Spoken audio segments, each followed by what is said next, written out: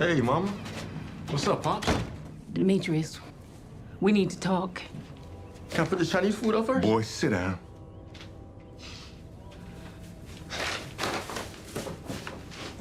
What's going on?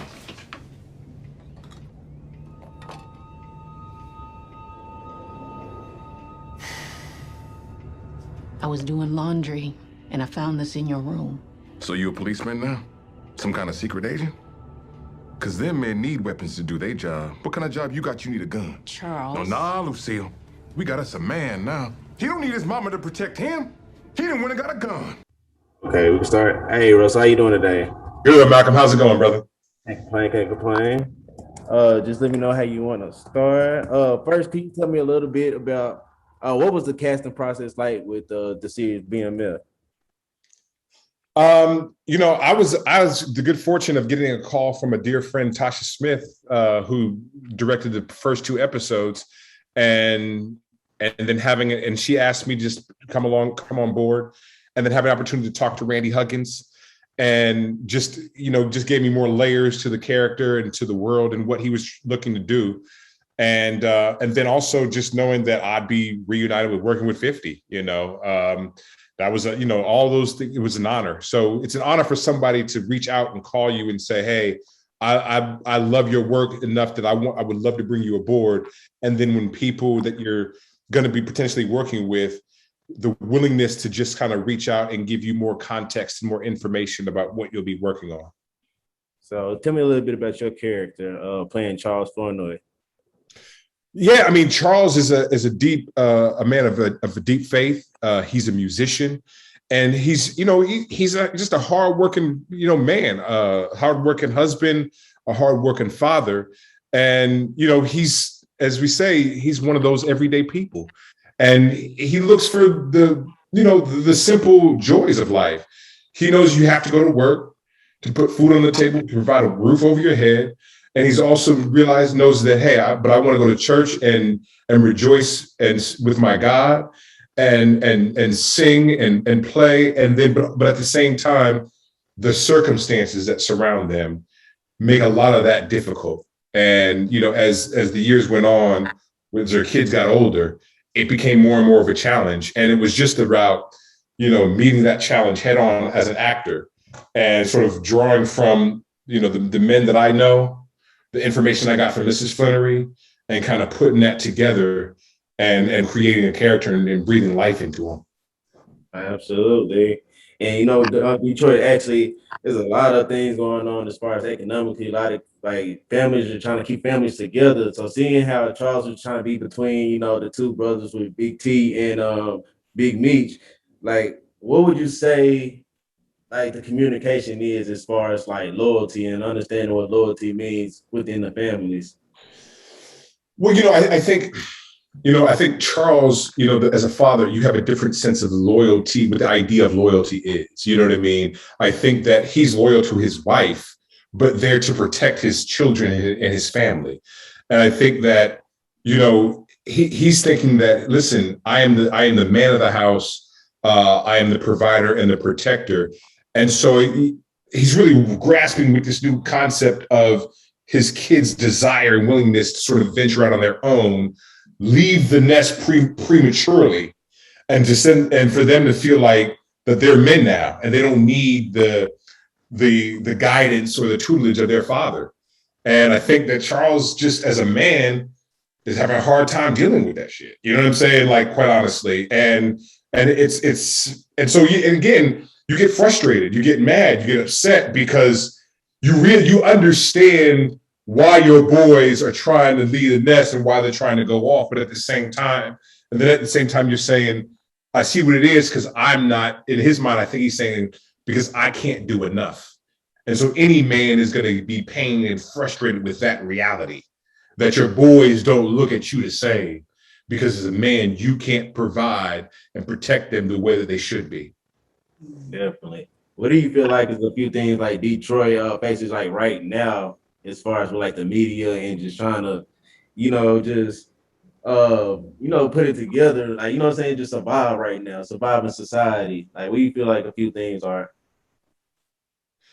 I think with they're being afflicted with what's happening all over the country. I mean, I'm from Oakland, we're getting it. Chicago's getting it. New York, Detroit, everywhere. As places in Los Angeles are getting it, and that's where communities have been neglected. That's where Black folks have been neglected, and opportunities they've been in short supply. And so now what we're trying to do is we're constantly doing it. We're just kind of continually mend the fences as best we can. And honestly, it's just hard. It's difficult, and so, I think the same things that afflicted us 20 and 30 and 40 years ago, unfortunately, are afflicting us today. We have the perception that things are doing well and everybody's doing great. But when you get into these communities, when you get into these neighborhoods and you see people are still struggling, people are still getting their asses kicked. And what people need is a sense of hope and a sense of an opportunity for them to succeed. And when you don't have that, when you don't have hope, when you don't see that you have an opportunity, you're going to do whatever you can to make a way. And so, the thing is, when our country has let us down, and our hope is that our communities don't let us down. And I think that what you see when we're talking about the story of BMF was those two brothers, they created, their country had let them down. So what they did is they looked to create a community so that that's in their head. I think they were saying, we're going to create a community which will create opportunity to lift us up out of this impoverished mindset and this impoverished state. Rightly or wrongly, I think they really did it with the best intentions at the time. Do you know what I mean? And I think we can't lose sight of that. Even though these gains are ill-gotten, I think their intention, their purpose, and where their heart was about uplifting a community. Most definitely. And I love how 50 put together like a wonderful cast like how he has. How do you feel like when September 26th, the premiere comes out, that like the viewers will, gain as far as engage the series? How do you feel like they'll do that? How do you feel like they'll hold on to it? My hope is that they see themselves in this. I think that's my hope. My hope is that first it starts with us. That when we as Black folks, as people of color, whatever, when we look at this series, we see ourselves, and when we look at it, we see the love that's transpiring between the actors and the story and everything like that, and we see the love emanating off of the screen. So again, when we're able to see that and bear witness to that, I think my hope is that it changes our outlook and it changes our mindset of what we can do, because these kind of stories aren't just to entertain. They're in hopes to uplift. They're in hopes to give people an opportunity just to change their trajectory and their outlook on life.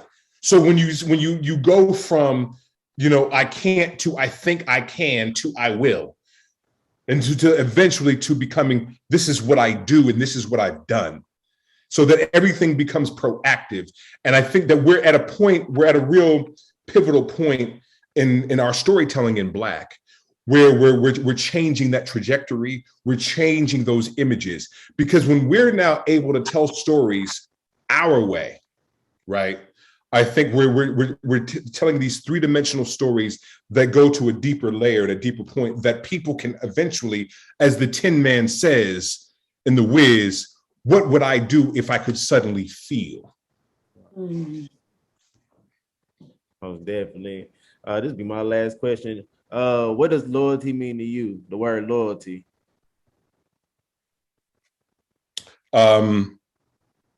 Loyalty to me is to have an understanding first and foremost of who you are, and what it is that you represent first and foremost.